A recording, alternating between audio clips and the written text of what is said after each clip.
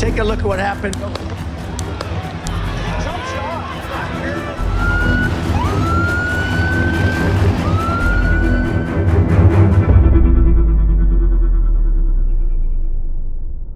13 जुलाई 2024 शनिवार का दिन अमेरिका में शाम के करीब 6:30 बजे थे। भारत में रविवार की सुबह करीब 4 बजे का वक्त रहा होगा।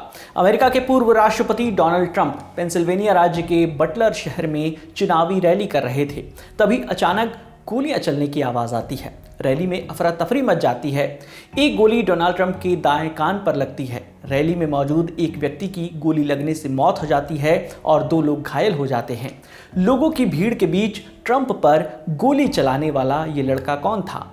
चुनावी रैली के वक्त गोली चलाई गई, क्या वो लड़का किसी पॉलिटिकल पार्टी से जुड़ा था? सब जानेंगे इस वीडियो में।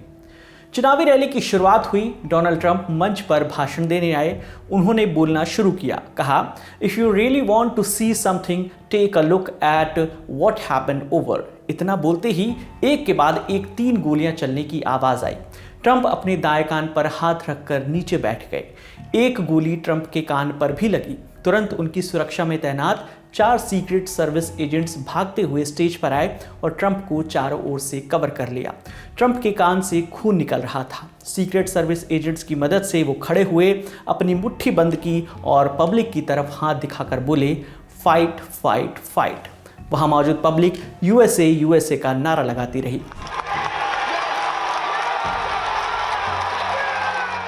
इसके बाद सीक्रेट सर्विस एजेंट्स उन्हें ले जाकर अस्पताल में भर्ती करवाते हैं।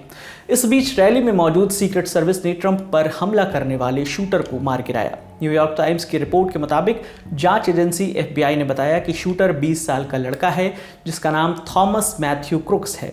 यह लड़का पेंसिल्वेनिया के बेथल पार्क का रहने वाला है। ये जगह हमला वाली जगह से करीब 42 किलोमीटर की दूरी पर है। क्रुक्स ने साल 2022 में बेथल पार्क हाई स्कूल से 10वीं पास की। स्कूल में क्रुक्स को नेशनल मैथ और साइंस इनिशिएटिव की तरफ से $500 यानी इंडियन करेंसी में अगर बात करें तो 41,759 रुपए का स्टार अवार्ड भी मिला था। FBI के मुताबिक शूटर का कोई पुराना आपराधिक रिकॉर्ड नहीं मिला है। शूटर की पहचान कंफर्म करने के लिए उसका DNA और बायोमेट्रिक टेस्ट भी कराया जाएगा।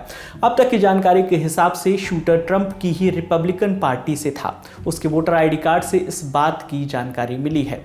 इसके अलावा उसने साल 2021 में जो बाइडेन की डेमोक्रेटिक पार्टी से जुड़े एक ग्रुप प्रोग्रेसिव टर्नआउट प्रोजेक्ट को $15 यानी करीब 1252 रुपए का चंदा भी दिया था। हालांकि इसके बाकी पहलुओं की जांच फिलहाल चल रही है।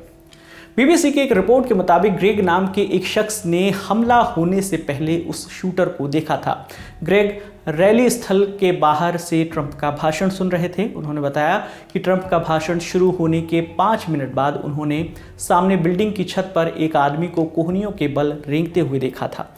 उस बिल्डिंग के नीचे ही कुछ पुलिसकर्मी चक्कर लगा रहे थे। ग्रेग ने करीब 3-4 मिनट तक पुलिस वालों को छत की तरफ इशारा करते हुए बताया कि वहाँ कोई आदमी है जिसके हाथ में राइफल है, लेकिन छत की ढलान की वजह से पुलिस वाले उस शख्स को देख नहीं पा रहे थे। ग्रेग ने कहा, पुलिस वालों को यह बताने के बाद भी ट्रंप को स्टेज से क्यों नहीं उतारा जा रहा है। मैं ये सोच ही रहा था कि अचानक गोलियां चलने की आवाज़ आई और एक गोली ट्रंप के कान पर लगी। इसके बाद सीक्रेट सर्विस के लोग रेंग कर छत पर पहुंचे और शूटर को मार गिराया। घटना के बाद पेंसिल्वेनिया पुलिस ने कहा कि उनकी टीम केस की जाँच कर रही है। अभी तक हमलावर के मकसद की जानकारी नहीं मिल सकी है। मीडिया रिपोर्ट्स के मुताबिक ट्रंप को अब अस्पताल से डिस्चार्ज कर दिया गया है। उन्होंने घटना को दुर्भाग्यपूर्ण बताया और घटना के बाद तेजी से एक्शन लेने के लिए अमेरिका की सीक्रेट सर्विस को धन्यवाद कहा। ट्रंप ने अपने social media account truth social पर लिखा कि मैं अमेरिका की सीक्रेट सर्विस और सभी लॉ एनफोर्समेंट अधिकारियों को धन्यवाद देना चाहता हूं जिन्होंने पेंसिल्वेनिया के बटलर में हुई गोलीबारी पर तेजी से एक्शन लिया। मैं रैली में मारे गए व्यक्ति के परिवार और गंभीर रूप से घायल हुए एक अन्य व्यक्ति के परिवार के प्रति अपनी संवेदना व्यक्त करना चाहता हूं। हमारे देश में ऐसी घटना होना काफ़ी दुर्भाग्यपूर्ण है। अब तक शूटर के बारे में कुछ भी पता नहीं चला है, हालांकि उसे मारा जा चुका है। मेरे दाहिने कान के ऊपरी हिस्से में गोली लगी थी।